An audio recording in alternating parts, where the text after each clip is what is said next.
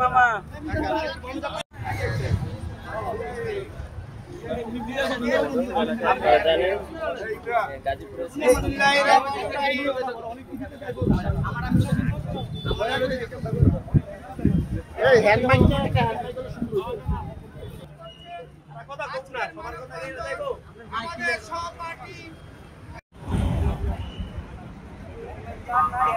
সামনে যাওয়া শুরু করছি।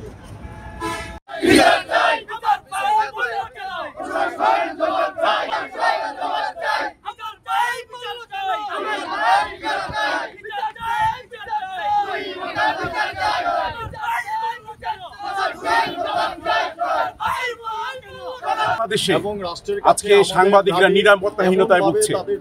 আমরা গত 2-3 বছর টানা ধারাবাহিকভাবে দেখছি বিভিন্ন সাংবাদিকরা হামলা মামলা এবং বিভিন্ন রকমের হুমকি ধামকির শিকার হয়েছে এবং প্রকাশ্যে আপনারা দেখেছেন যে প্রকাশ্যে গাজীপুরে একজন সংবাদকর্মী তার সংবাদ সংগ্রহ করতে যেয়ে ছবি তুলতে যেয়ে ভিডিও ধারণ করতে যেয়ে সে কিন্তু প্রকাশ্যে শত শত লোকের সামনে খুনের শিকার হয়েছে।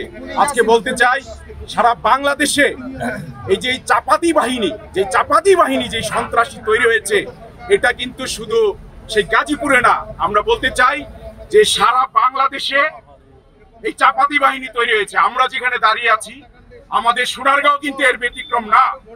সারা বাংলাদেশে বলবো এই চাপাতি বাহিনী সন্ত্রাসী বাহিনী তৈরি হয়েছে। আজকে মুক্ত সংবাদ প্রকাশ করতে সাংবাদিকরা আজকে বাধার সৃষ্টি হচ্ছে।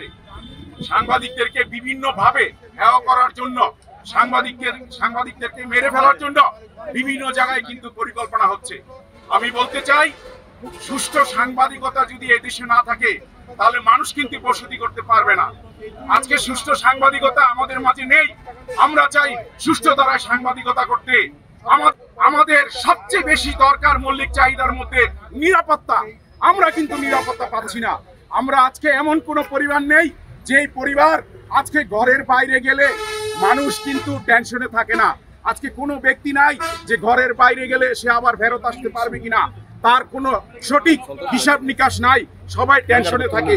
কোনো পরিবার আজকে স্বাচ্ছন্দ্যে তাদের জীবনযাপন করতে পারছে না। আমরা বলতে চাই যে আমাদের এই সুস্থ ধারা বাংলাদেশে ফেরত আনতে হলে আইন শৃঙ্খলা বাহিনীকে কঠোর হতে হবে। যে আসামি যে অন্যায় করবে তার শাস্তি হতে হবে খুব কম সময়ের মধ্যে, এবং যে আসামি থাকবে দৃষ্টান্তমূলক শাস্তি হলে আমরা বিশ্বাস করি এই দেশ থেকে অন্যায় অত্যাচার কমে যাবে। যেখানে যা ঘটনা ঘটছে, যত অপরাধ হচ্ছে, যেখানে সংঘাত হচ্ছে তাৎক্ষণিক ব্যবস্থা নেওয়া উচিত। গত পরশুদিন আমাদের গাজীপুরের এক সাংবাদিককে নৃশংসভাবে কুপিয়ে হত্যা করা হয়েছে। আমরা আজকে সোনারগাঁয়ে যারা সাংবাদিকতা করি আমরাও তার বাইরে নয়, আমরাও নিরাপদ নই। আমরা দেখতে পাচ্ছি ইতিপূর্বে আমাদের সোনারগাঁয়ের সাংবাদিকদের প্রতি অনেক হামলা মামলা হয়েছে। আমরা গাজীপুরে যে সাংবাদিককে হত্যা করা হয়েছে এবং আরেক সহকর্মীকে তারা ইট দিয়ে পাথর দিয়ে থেতলে দিয়েছে। আমরা চাই যাতে অনতিবিলম্বে তাদেরকে আইনের আওতায় এনে শাস্তি নিশ্চিত করেন।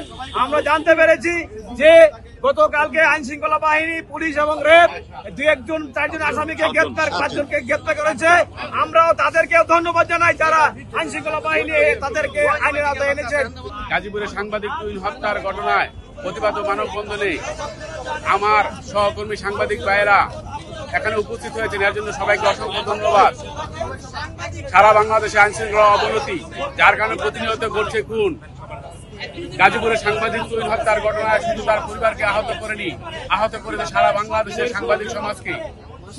তাই প্রশাসনকে দৃষ্টি আকর্ষণ করছি, অনতিবিলম্বে অপরাধীদেরকে গ্রেপ্তার করে দৃষ্টান্তমূলক শাস্তির দাবি জানাচ্ছি।